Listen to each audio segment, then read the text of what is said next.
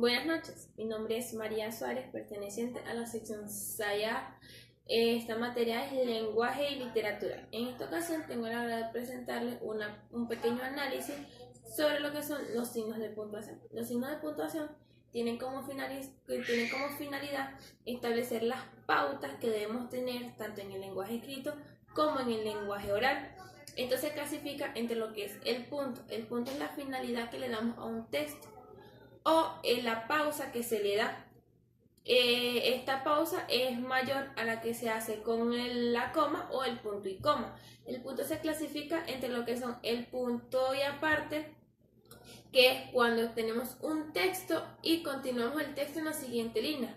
El punto y seguido, que es cuando continuamos el texto después del signo. O el punto y final, que es cuando el texto termina ahí. La coma es uno de los signos que utilizamos en el lenguaje verbal.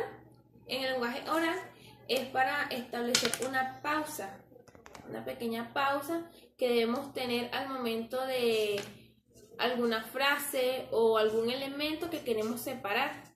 En el lenguaje escrito también se utiliza.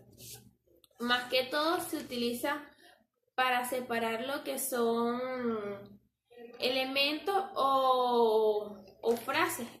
Por ejemplo, cuando decimos en mi casa hay una mesa, una silla, una cama, un ventilador, una cocina. Estamos utilizando algunas comas para hacer apartados o para diferenciar cada palabra.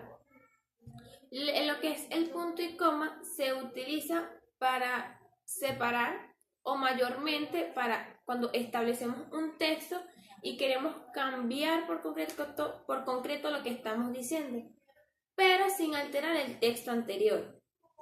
Lo que son los signos de interrogación y exclamación, estos en el lenguaje oral se notan mucho, ya que la entonación que utilizamos al momento nos dice cuando estamos haciendo una pregunta o cuando estamos exclamando algún sentimiento. En lo que es el lenguaje escrito ya se diferencia cuando tenemos que poner los signos en cada uno. Cuando preguntamos por qué haces tal cosa, a cuando exclamamos oh por Dios. Son diferentes maneras de utilizarlos. Lo que son las comillas son signos que se utilizan para...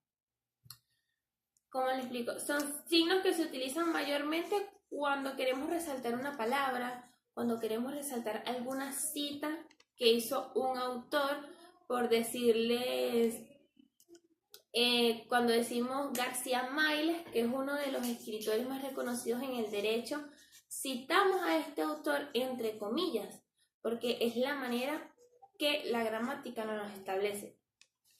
Lo que son los paréntesis se utilizan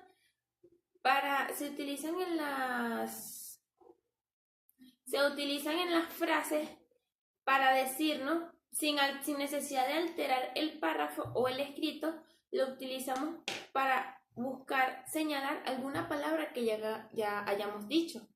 Pero al momento de utilizarlo, no nos altera en ningún sentido el texto. Lo que son los corchetes tienen casi que la misma son utilizados casi que de la misma manera que los paréntesis. La diferencia es que los corchetes se utilizan en los que son citas textuales. Cuando queremos recortar un texto, utilizamos un corchete y mayormente se le pone dentro del corchete, ponemos 3 puntos suspensivos. También se podría decir que los puntos suspensivos son cuando queremos alargar o queremos dejar en suspenso algo. También se puede decir que los signos de puntuación son de alta necesidad para la persona, tanto en el lenguaje verbal, tanto en el lenguaje oral como en el lenguaje escrito. Mayormente la persona debe tener conocimiento de cada uno de nuestros signos. Esto que hemos dicho aquí son algunos. Los signos de puntuación utilizados en la gramática española son muy extensos. Gracias.